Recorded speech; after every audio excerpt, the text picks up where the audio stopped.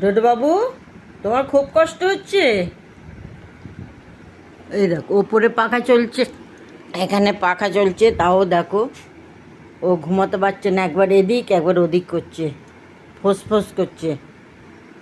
সূর্যি মামাকে বলো তোমার ব্রাইটনেসটা একটু কমাও, তেজটা কমাও, আর বৃষ্টিটা একটু দাও, বৃষ্টি দাও, নাহলে আমার কষ্ট হচ্ছে, আমি ঘুমাতে পারছি না, খেতে পাচ্ছি না।